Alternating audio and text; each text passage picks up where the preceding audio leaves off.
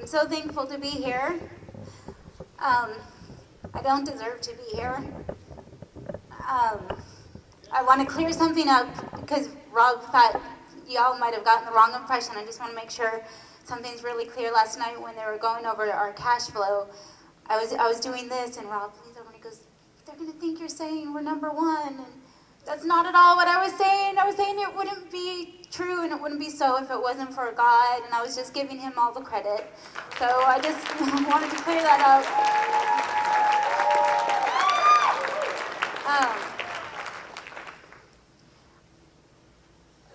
I had a couple friends come up to my hotel room the other night, and one thing that you have to know about me is I've learned to have this amazing connection with God, and the founder of our church, Gwen Chamblin, she has taught us, and she charged our family last year to really study the life of Jesus Christ and to really look at what it was that he did and how he loved. And so this past year, I know without a doubt it was because our focus was up on God, and our focus was on walking the steps that Jesus Christ did, that he has blessed our family so much, and he's chosen this vehicle and this company to bless us with. And so I want to give him all credit and all glory for that. And I got to share with you last year, I read 1 Corinthians 13 to you all, and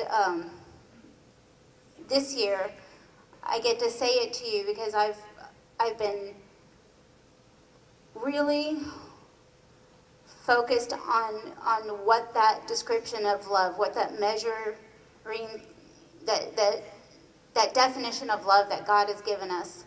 And so it's the answer to everything. If you listen to all of the words and you apply this love to every area of your life, to God first and to others second, because when the teachers of the law back in Jesus' day, when they asked him what was the most important thing, for you to, what's the most important commandment? Jesus answered and said, love the Lord your God with all your heart, with all your soul, with all your mind, and with all your strength. And the second is this, to love your neighbor as yourself.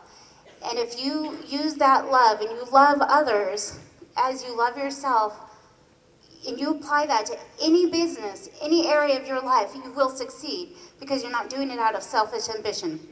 Let me just show you the most excellent way. If I speak in the tongues of men and of angels, but have not love, I am only a resounding gong or a clanging cymbal. If I have the gift of prophecy and can fathom all mysteries and all knowledge, but have not love, I am nothing. If I give all I possess to the poor and surrender my body to the flames, but have not love, I gain nothing. Love is patient, love is kind, it does not envy, it does not boast, it is not proud, it is not rude, it is not self-seeking, it is not easily angered.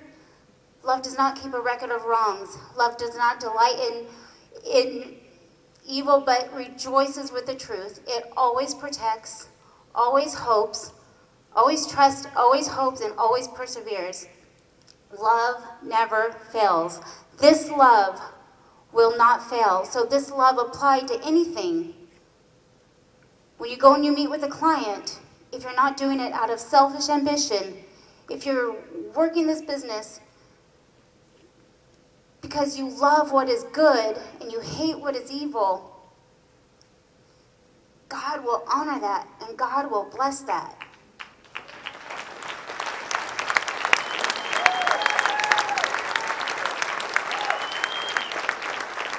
Praise God. I'm not saying this to you because this is what we've always done. Rob and I have been in this business since he was 23 years old, and for most of those years, we did have selfish ambition, and we did have selfish goals, and we grabbed for a lot of things, and it wasn't blessed. I'm sharing that with you because I want you to know that it's bigger than this. We can change the world. I don't believe in coincidence, Greg Cap, Jeff Levitan, at all. I don't think it's a coincidence that the theme at our church right now is being a hero and finding the hero within. And that we come here and it's the same theme. That's not a coincidence. I believe that God has created a hero inside of each of us. And you're right, Stacy, we have to dig deep. We've got to find out if there's evil in our hearts, and we've got to get that out so that the good can come in. And I look at WFG, if we're the hero, and if we're the Batman and the Batwomen, this vehicle that God has provided is an awesome Batmobile.